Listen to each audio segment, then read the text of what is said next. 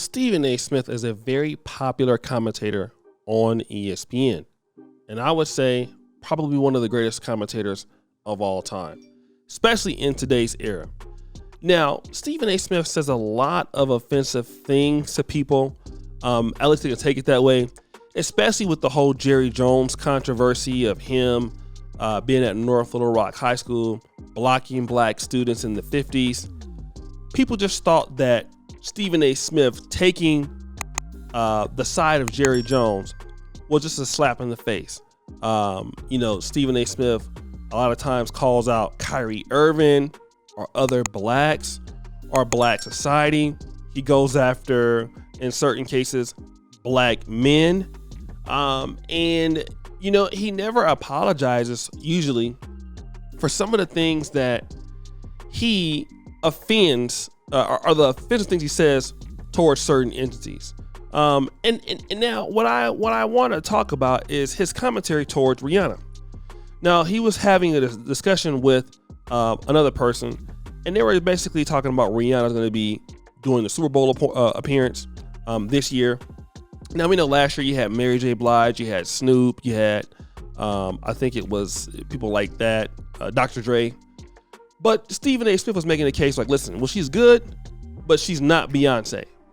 Clearly, which is the truth, because Beyonce by far is a far superior talent than Rihanna. That's no question about that. However, women came out and started frying Stephen A. Smith. And based on that, this is what Stephen A. Smith had to say. I just got out of a First Take, and I saw some headline that's circulating all over the place about my quote that Rihanna ain't Beyonce. See, I'm going to own it. I know what y'all trying to do, but I'm going to own it because I get paid to speak for a living, so I need to be more careful. I want Rihanna to know you're a superstar. You're sensational. You're spectacular. You're no joke. And you are a worthy person to be doing the Super Bowl halftime show. Having said all of that, I was answering a question from Sherry Shepherd, who took over the Wendy Williams show and now got her own thing going, and I'm very proud of her.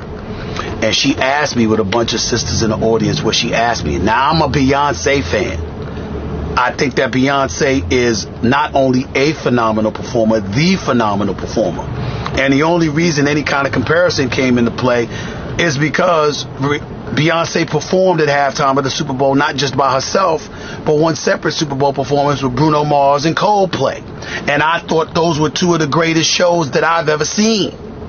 So what I'm saying is anybody has to measure up to that. Last year, with Snoop and Dre and Mary J and Eminem, I was like, Bruno Mars, Beyonce, Coldplay, big time. They got to measure up to that.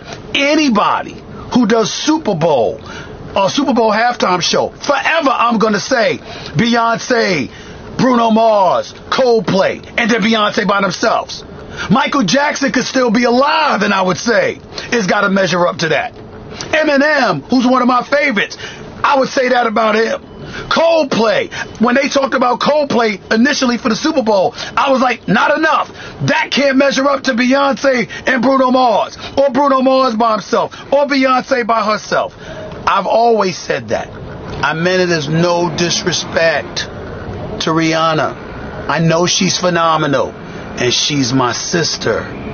Nothing but love for her. But Beyonce is my sister too. I got love for both of them. I just think that Beyonce is the greatest performer out there today. That's me. That doesn't mean I'm hating on anybody else. Doesn't mean I'm damn sure wishing for Rihanna to fail. I don't believe she's going to fail. She's going to be great. I'm just saying that I'm a Beyonce fan. That's all. That's it. Rihanna, go do your thing. I apologize for creating whatever brouhaha comes of this. I gotta be more careful where people twist it and turn it into something it ain't. My bad on that. Now I gotta go. Good luck, sweetie. Looking forward to seeing you perform at halftime during the Super Bowl. You know you gotta turn it out. you know you got to turn it out. And I believe you will. All the best to you. Bye-bye. So again, you heard that apology. And of course, what I've noticed with this is something that's very interesting. Stephen A. Smith, with that apology, he didn't really, in my honest opinion, he just gave an opinion. He didn't talk about like, you know, Rihanna is overweight, or she looks like this, or she doesn't look as good. But look, just for the fact that you're even putting your mouth on Riri is a bad look. Doesn't even matter if it's true. And I think that as men, we don't understand how powerful people are. Rihanna, as a singer, okay, she's all right, in my honest opinion. But her Fenty line is amazing. And one of the things I like about her is that she looked at an opportunity in the market, especially when it came to black women. She capitalized that in a major way. How does she capitalize on that? Well, she came out with a makeup that serves a lot of black and brown women, especially those in the Black American community, Africa, and is doing very well. That made her, number one, solidified in the entrepreneurship community, and then she has value. So with that value, she's been able to get so much more as far as power.